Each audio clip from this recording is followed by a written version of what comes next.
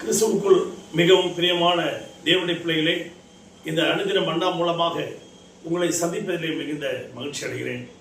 இன்றைக்கும் தியானத்துக்கு எடுத்துக்கொண்ட வேத வசனம் சங்கீதம் 41:1. சிறுமைப்பட்டவன் மேல் சிந்தை உள்ளவன் பாக்கியவான். சிறுமை என்றால் புறக்கணிக்கப்பட்டு ஒதுக்கப்பட்டு அனாதையாக கைவிடப்பட்ட ஒரு நிலைமைதான் சிறுமை என்று சொல்லுகிறது.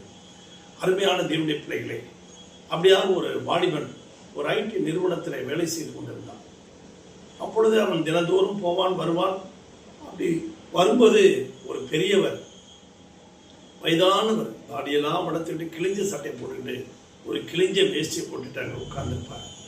பசி பசின்னு இப்படி சொல்லிகிட்டே இருப்பாங்க. யாருமே வாங்கி கொடுக்க மாட்டாங்க.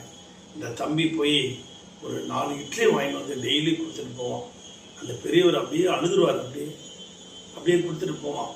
ஒரு நாள் என்ன ஆயிடுச்சு, இந்த பையனுக்கு வேலை போயிடுச்சு. அந்த கம்பெனியில் வேலையை விட்டு நிறுத்திட்டாங்க. இவன் அப்படியே மனம் கசந்து அழுகிறான். ஐயோ, அந்த பெரியவருக்கு இனி யார் சாப்பாடு கொடுப்பாங்க அப்படின்னு சொல்லி மனம் கசந்து அழுதுகிட்டு இருந்தான். அப்பொழுது அந்த திடீரென்று ஒரு பெரிய நிறுவனத்திலிருந்து ஒருவர் அந்த பையனுடைய வீட்டை தேடி வந்தார். தம்பி, உனக்கு இந்த நிறுவனத்தில் ஒரு பெரிய மேனேஜர் போஸ்ட்டு நாங்கள் உங்களுக்கு போட்டு கொடுக்குறோம் அப்படின்னு சொன்னாங்க. என்ன சார் இது? நான் எந்த அப்ளிகேஷனும் போடவே இல்லையா சார்? இல்லை, நீ தினந்தோறும் அந்த பெரியவருக்கு இட்லி வாங்கி கொடுக்கறத என் கண்ணால் பார்த்தேன். அதனால் உனக்கு நான் இந்த வேலையை என்னுடைய சொந்த சிபாரிசில் நான் உனக்கு செய்கிறேன்னு சொன்னோடனே அவன் ஆனந்த கண்ணீர் விட்டு அழுதானான். பாருங்க, ஒரு சிறுமைப்பட்ட ஒரு தாத்தா மேலே, அந்த வயதானவர் மேலே ஒரு சிந்தை உள்ளவனாக இருந்தவன். சிறுமைப்பட்டவன் மேல் சிந்தை உள்ளவன் பாக்கியவன், ஆசீர்வதிக்கப்பட்டவன். அப்படியாக அவன் ஆசீர்வதிக்கப்பட்டவனாக மாறினான். அப்படியாக அப்போஸ்தலர் படிக்கும் புத்தகம் 3ஆம் அதிகாரத்தில் பேதுருவும் யோவானும் தேவாலயத்துக்கு போயிட்டு ஜெபம் பண்ணிட்டு வருகிறார்கள். அப்பொழுது அந்த அலங்கார வாசலில் வெளியில் ஒருவன் பிச்சை கேட்டுக்கொண்டிருக்கிறான். புறக்கணிக்கப்பட்டவன், பெற்றோர்களால் கைவிடப்பட்டவன், அனாதையாக பிச்சை எடுத்துக் கொண்டிருக்கிறான். அவன் மேலே பேதுருடைய கண் பட்டது. உடனே உனக்கு என்ன வேண்டும் என்று கேட்டான்.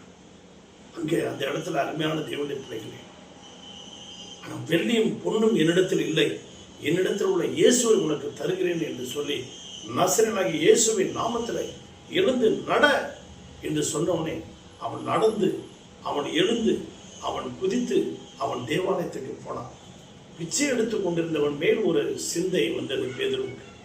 ஆனால் ஒரு நாளில் இந்த பேதுருவும் அந்த பையனுக்கு வாசல் அடைக்கப்பட்டது போல பேதுருவுக்கும் ஒரு வாழ்க்கை அடைக்கப்பட்டது. அப்போஸ்தலர் 12ஆம் அதிகாரத்தில் அந்த ஏரோது மன்னன் பேதுருவை சிறைச்சாலையிலே அடைத்து விட்டான். ஆனால் 12ஆம் அதிகாரம் 5வது வசனத்தில் அடைத்து விட்டான். அந்த ஜனங்கள் எல்லாரும் 12:5 ஜனங்கள் எல்லாரும் சேர்ந்து, சபையார் எல்லாரும் சேர்ந்து செபிக்கிறார்கள். 7வது வசனத்தில் தேவதூதன் இறங்கி வந்து பேதுருவை விடுதலாக்கி கொண்டுட்டு போகிறார்.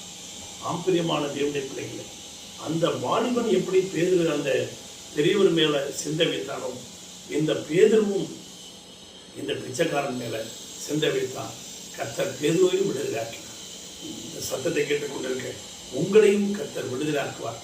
நீங்களும் சிறுமைப்பட்ட ஜனங்கள் மேலே சிந்தை உள்ளவங்களா இருப்பீங்களா? உங்களுக்காக ஜெபிக்கட்டுமா? பரலோக பிதாவே, இந்த சத்தத்தை கேட்டுக்கொண்டிருக்க ஒவ்வொரு பிள்ளைகளையும் குடும்பத்தையும் ஆசீர்வதிக்க முடியாது ஜெபிக்கும். அவர்களை வேலை எடுத்து பாதுகாத்துக் கொள்ள முடியாது ஜெபிக்கும்.